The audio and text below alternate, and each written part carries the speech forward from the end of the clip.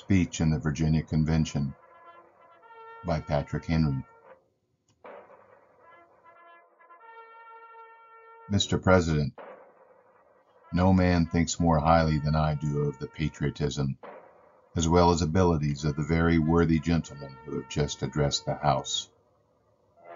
But different men often see the same subject in different lights, and therefore I hope it will not be thought disrespectful to those gentlemen if, entertaining as I do opinions of a character very opposite to theirs, I shall speak forth my sentiments freely and without reserve.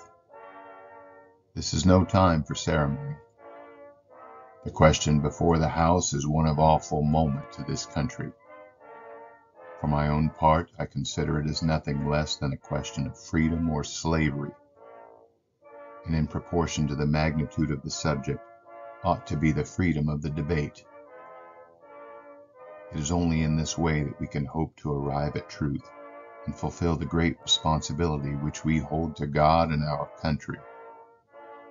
Should I keep back my opinions at such a time through fear of giving offense, I should consider myself as guilty of treason toward my country and of an act of disloyalty toward the majesty of heaven, which I revere above all earthly kings. Mr. President, it is natural to man to indulge in the illusions of hope. We are apt to shut our eyes against a painful truth and listen to the song of that siren till she transforms us into beasts. Is this the part of wise men engaged in a great and arduous struggle for liberty? Are we disposed to be of the number of those who, having eyes, see not, and having ears, hear not, the things which so nearly concern their temporal salvation? For my part, whatever anguish of spirit it may cost, I am willing to know the whole truth, to know the worst, and provide for it. I have but one lamp by which my feet are guided, and that is the lamp of experience. I know of no way of judging of the future but by the past. And judging by the past, I wish to know what there has been in the conduct of the British ministry for the last 10 years to justify those hopes with which gentlemen have been pleased to solace themselves and the House. Is it that insidious smile with which our petition has been lately received? Trust it not, sir.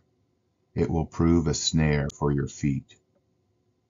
Suffer not yourselves to be betrayed with a kiss. Ask yourselves how this gracious reception of our petition comports with these warlike preparations which cover our waters and darken our land. Are fleets and armies necessary to a work of love and reconciliation? Have we shown ourselves so unwilling to be reconciled that force must be called in to win back our love? Let us not deceive ourselves, sir.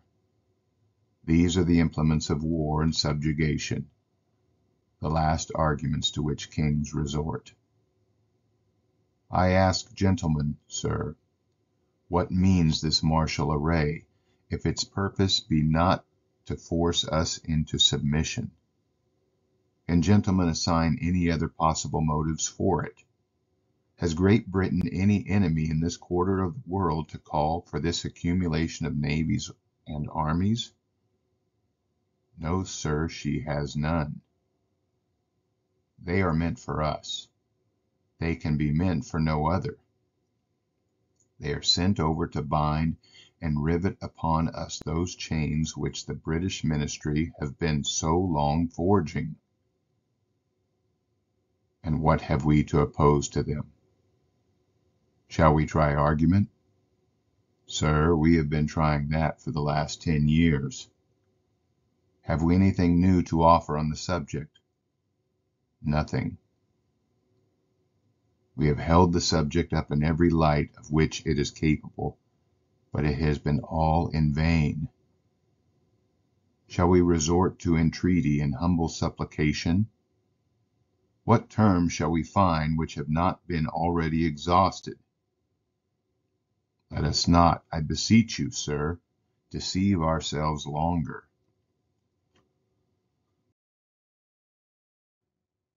Sir, we have done everything that could have been done to avert the storm which is now coming on.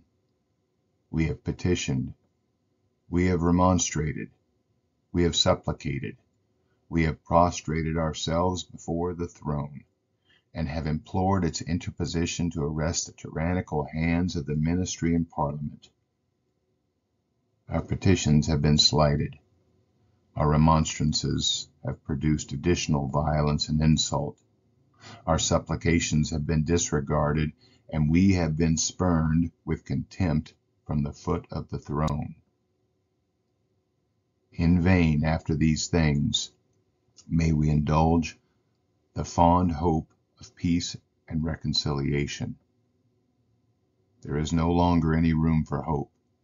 If we wish to be free, if we mean to preserve inviolate those inestimable privileges for which we have been so long contending, if we mean not basely to abandon the noble struggle in which we have been so long engaged, and which we have pledged ourselves never to abandon until the glorious object of our contest shall be obtained, we must fight.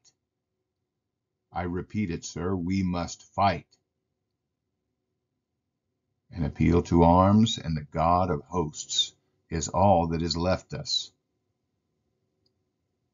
They tell us, sir, that we are weak, unable to cope with so formidable an adversary. But when shall we be stronger? Will it be next week? Or next year? Will it be when we are totally disarmed, and when a British guard shall be stationed at every house?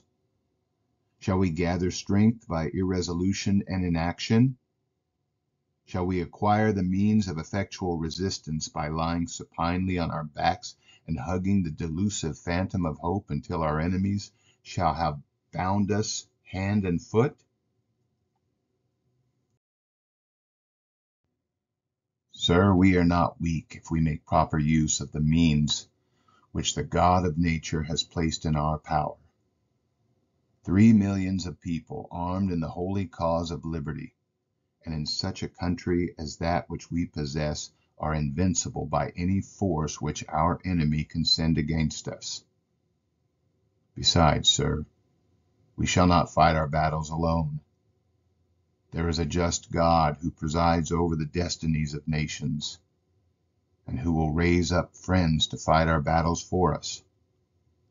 The battle, sir, is not to the strong alone. It is to the vigilant, the active, the brave. Besides, sir, we have no election. If we were base enough to desire it, it is now too late to retire from the contest. There is no retreat, but in submission and slavery. Our chains are forged. Their clanking may be heard on the plains of Boston. The war is inevitable, and let it come. I repeat it, sir, let it come. It is in vain, sir, to extenuate the matter. Gentlemen may cry peace, peace, but there is no peace. The war is actually begun.